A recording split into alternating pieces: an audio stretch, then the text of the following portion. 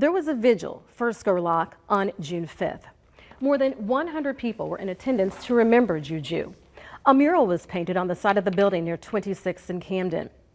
Attendees called for peace and stood during a moment of silence in front of that mural of the slain 22-year-old. Well, 2 days later, on June 7th, Scurlock's family spoke out at a demonstration at Memorial Park. It was the 10th day of protests in the city, and it was the 5th straight day of totally peaceful demonstrations. Protesters began at 72nd and Dodge and marched to Memorial Park, where 1,000 showed support for the family of James Scurlock. His family and others were emotional as they talked about the turnout and what it meant to both the family and the city. Y'all did this for my son. I love y'all so much. Y'all got my family at the Supreme Court. We didn't do this. Y'all did this. It was at that Memorial Park demonstration that Omaha Police Captain Sherie Thomas spoke to the crowd. She told the group police were listening. Well, now, a year later, I sat down with Thomas to look back at that day. The large number of individuals that marched down Dodge Street, that's history. That's history, y'all. Do you hear me? That's history. And one thing that stuck out to me was that there were so many young people. I saw young, older, senior. It was of all races, and it was powerful. It was very powerful. The time was right. Last summer, had you ever seen anything like that? No.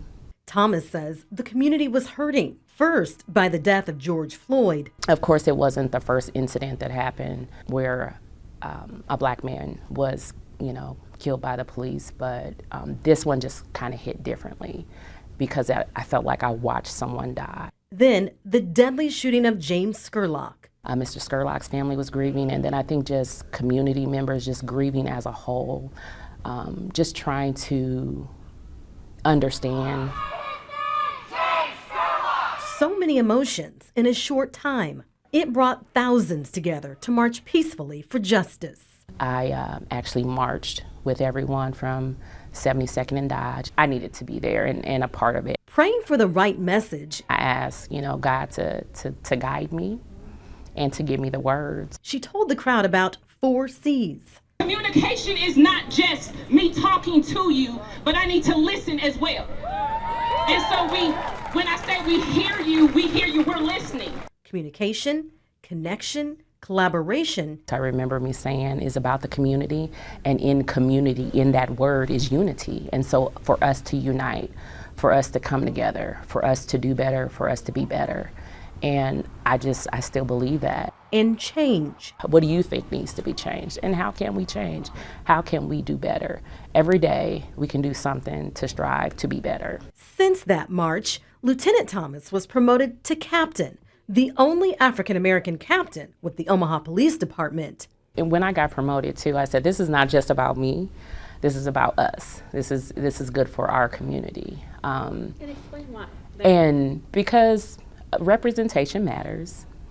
Representation matters. A year later, I think, COVID kind of impacted. She wants the conversation to continue.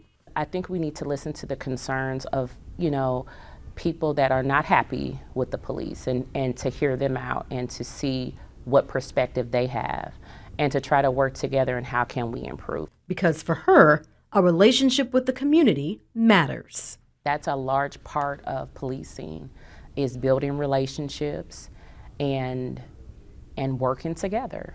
And so that doesn't stop, and that didn't stop last year. It's not going to stop this year. It's continuous.